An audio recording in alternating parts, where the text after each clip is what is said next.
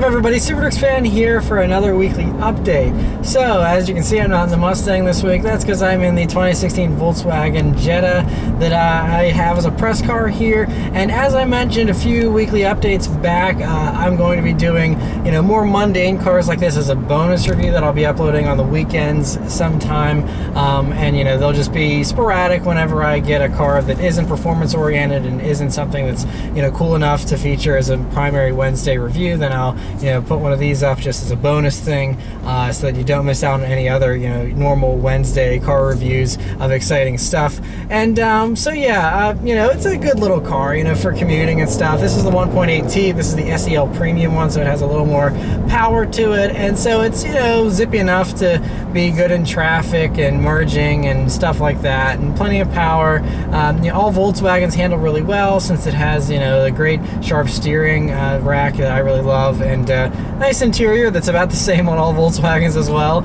And yeah, it's just a nice reliable transportation thing. It's a little bit sportier than some of the other offerings like the Focus and stuff like that that's out there. But yeah, a really nice car, one of the best in its class, I think, honestly. And you can hear all my thoughts in the review that I'll be posting probably next weekend, not this weekend but the next one. As far as the Mustang goes, nothing really new with it. It's up to I think like 1,700 miles or so now. I'll be doing a little road trip here on Friday that'll rack up the miles, and I'll be over 2,000 miles here by the weekend, so rolling them on. But I haven't driven it in a while here. The past few days I've just been driving the Jetta, and I miss it. It's amazing how much I miss the car, even just not driving it for a couple of days. But yeah, so anyway, that's it as far as the updates. So send it back to me at the news desk for this week's news. Right, for this week's news, the first thing is an unfortunate story, but it has an upside as well, and that is that BMW has confirmed that they are killing off the Z4, and it's not going to be returning for the 2017 model year. And so this was widely expected. We didn't know if it was going to be this year or next, but we know that there's a new Z5 that's being developed and should be put in production hopefully relatively soon, maybe for the 2018 model year here. And so this is, obviously they have to kill the Z4 in order to make room for the Z5 or whatever they end up calling the new convertible, roadster sports car thing from BMW. But remember that the Z5 is also part of the joint venture between Toyota and BMW, and the Toyota version is going to be probably called the Supra. It's going to be the return of the successor to the old Supra, and it won't be a convertible most likely. It will be a hardtop and will be a lot more different than simply a badge swap thing like the Toyota 86 and the Super BRZ. I think it's just going to be a little more of a differentiation between the two here. But, it'll be a good taste of what the Supra will be like, probably at least a little bit, once this new Z5 arrives. So anyway, sad to hear that that's on its way out, but, bigger and better things are coming soon. Another car that's actually being brought back from the dead is the Ferrari LaFerrari. Now, they actually finished production of the LaFerrari last year, and so they produced all 499 of them already, and they were done with that car. But as many of you know, there was a terrible earthquake in Italy last week that caused a ton of devastation. A lot of people lost their lives, unfortunately, and all that. And so because of that, Ferrari has announced something really cool, and that is that they are building one more LaFerrari, and not actual hardtop, because we know that a Spider is coming, but the hardtops have finished production. But Ferrari said that even though they ended production a while ago, they're bringing it back and building one more that's going to be auctioned off, and all the proceeds of that car sale are going to be going to the victims, and to help rebuild and to help out all those in Italy that were affected by the earthquake. And I mean, these cars usually go for at least 1.4 million bucks whenever they're sold, and of course in the second party market here, I'm sure they've been going for even more on the used car market. And so this will hopefully raise a lot more money, especially because of the good cause, is being the reason why it's being built, and the fact that it's a very rare, crazy thing. Itll be the 500th LaFerrari that was never meant to be, but they ended up building after all. So very cool to see the Ferrari's done that. I've never heard of a car company doing anything like this before, and so really got to respect and take my hat off to Ferrari for doing that. Other hypercar news is news about Mercedes and their work on a new hypercar, a new AMG hypercar. Now listen to this. This is pretty crazy, because we know how Red Bull has partnered with Aston Martin to make a new hypercar, and it's called the RB001 or something crazy, and generic sounding like that. But Mercedes, they want to do something similar now, because the Red Bull Aston Martin car was actually based on, a Formula One kind of racer thing. And this, apparently, according to this report, if it's true, this AMG Hypercar that they're going to be building is going to actually be based on Lewis Hamilton's Formula One car. And it's going to have the 1.6 liter turbocharged V6 engine, the same thing that's in the actual Formula One car, and they're going to be putting it in this hypercar. Now, of course, they're going to have to make lots of changes to it for it to be reliable enough to last more than a few races and whatnot. But that's what they're going to be, I guess, using, apparently. According to this report, this report has also said it's going to have gull-wing doors again as a throwback to the SLS AMG and, of course, the 300 SL. So it'll look a lot more hypercarish. And they said that they also want to make sure that it also is still a road-legal car and a car that's, drivable and a little more comfortable than probably the Aston Martin will be.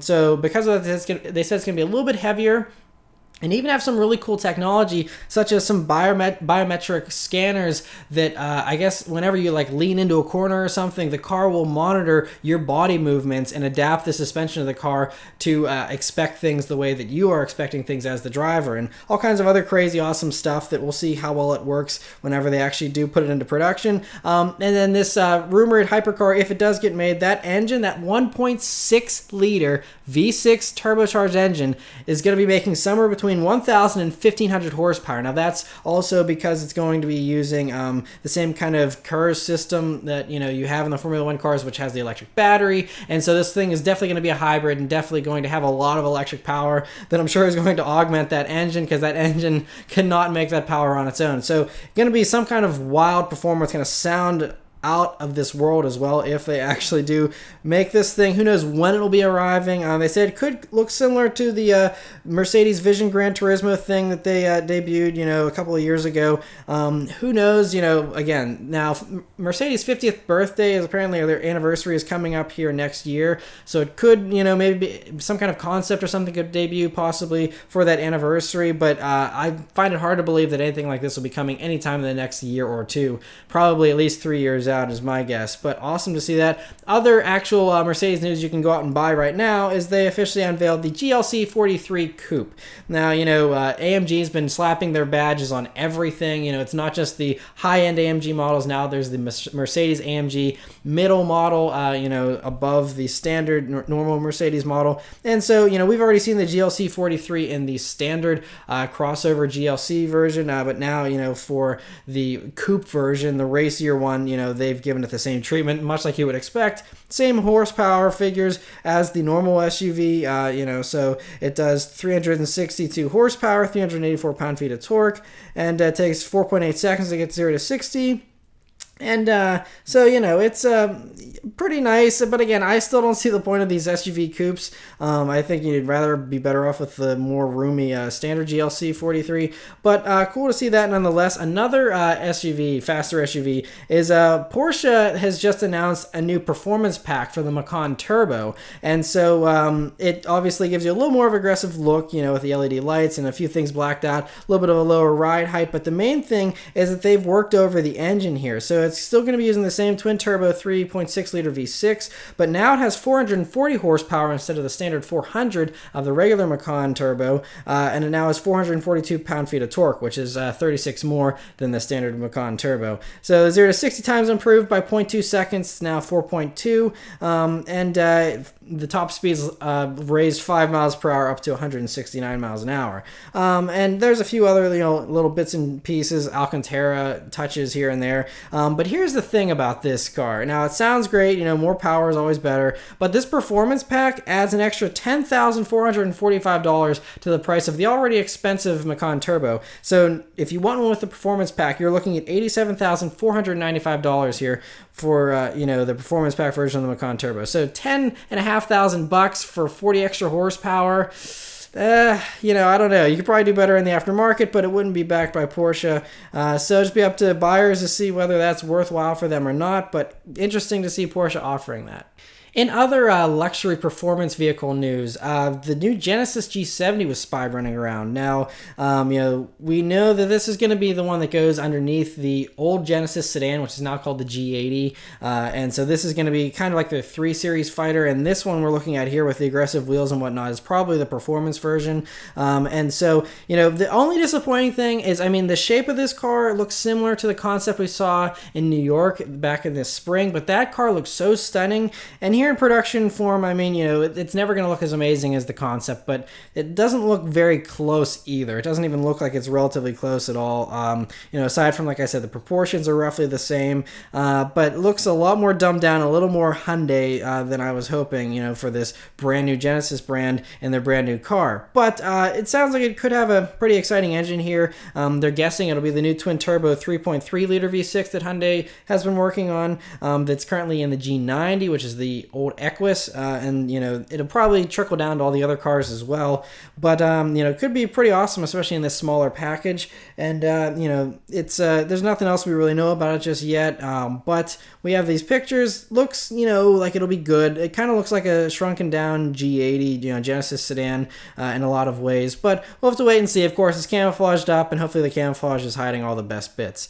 So interesting to see that. Another thing is Cadillac's CEO this past week just spilled the beans on a bunch of stuff in the comment section, apparently, there was some article written in the Detroit Bureau, and the CEO of Cadillac went on to kind of dismiss a lot of the things in the report and saying that they were just flat out wrong. And so he basically just said a bunch of different statements as far as the future of Cadillac. The first, he said they are planning a Cadillac flagship, which will not be a 4-door sedan. So it could either be a 4-door SUV, some, Bentley Bentayga competitor that's even above the Escalade, or it could be, some awesome coupe or supercar. There's been rumors about there being, the mid-engine Corvette and Cadillac getting a version of that. So it could be something like that, but again, it could be some kind of, ultra-luxury SUV. He also said we are planning a large crossover beneath the Escalade, so something else, that's going to be smaller than the Escalade, more affordable. He also said they're planning a compact crossover beneath the XT5, which is the new replacement for the SRX. That's all the rage is these compact crossovers, so that makes a lot of sense. He also said they are planning a comprehensive enhancement to the CT6 later during its life cycle, which isn't a surprise to anyone. He said we are planning a major refresh for the XTS, which is a surprise because everyone thought the XTS was going to get phased out now that the CT6 is on the scene, but apparently, the XTS, at least around here, sells very, very well still, and I think maybe Cadillac wants to keep it around for the traditional buyer that wants something, floaty and front-wheel drive and not performance-oriented. Then that is a great choice for them, so they're going to keep that alive. He also said they are planning a new Lux 3 sedan entry, and they also said we are planning a Lux 2 sedan entry. So I think, those would probably be based on those crossovers, just be sedan versions of those smaller Cadillacs, the more affordable ones. And so interesting to hear all that kind of stuff. I'm guessing the Lux 3 could be a new replacement for the ATS, stuff like that. We'll have to wait and see what happens with all that. But good to hear that, Cadillac has lots of stuff in the works, and so we're just excited to, see what actually develops from that.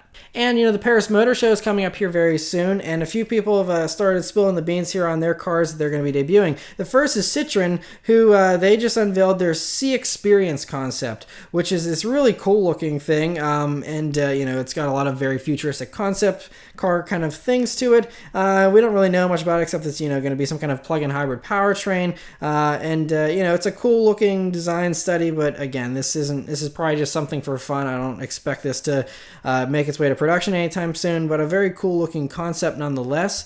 Another car that was unveiled that's going to be shown here in Paris that we have seen early is the new 2017 Kia Rio. Now this is the European version, but most likely it's going to look identical here for the States for the most part, and looks good. They've improved it in just about every way.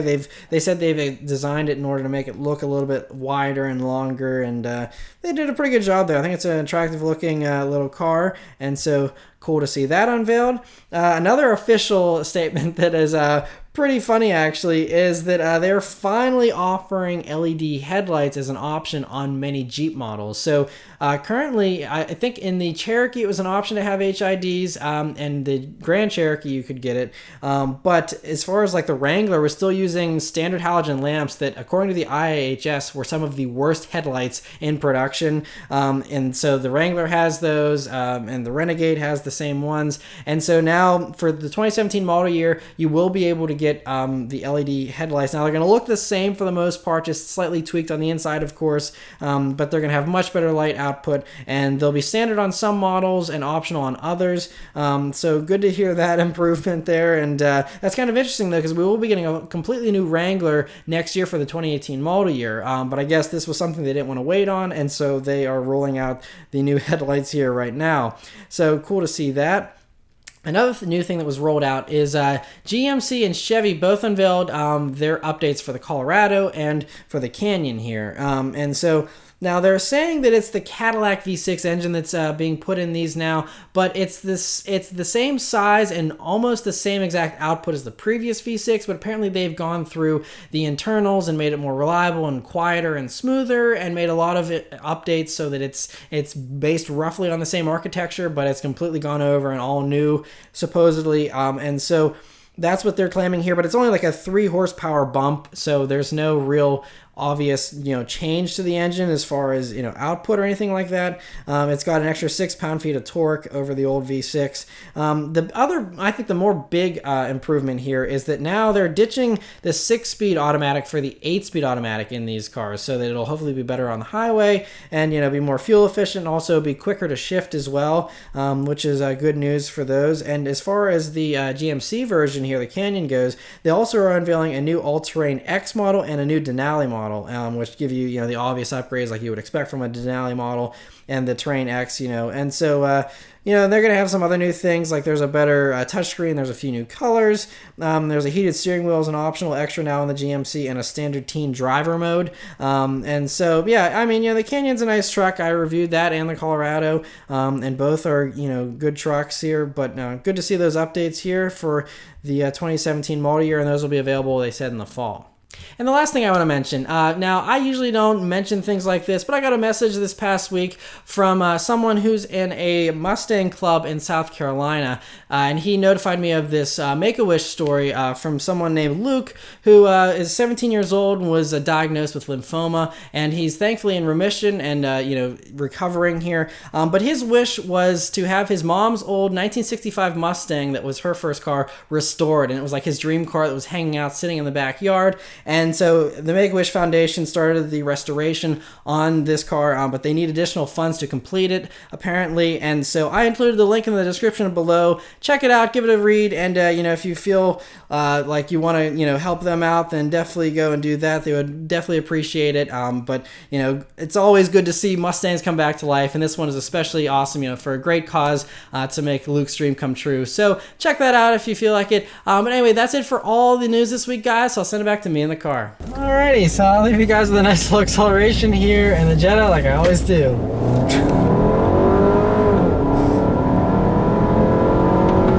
It's pretty quick. It's definitely not slow like some of the other press cars I've had in the past. It's got some pep to it.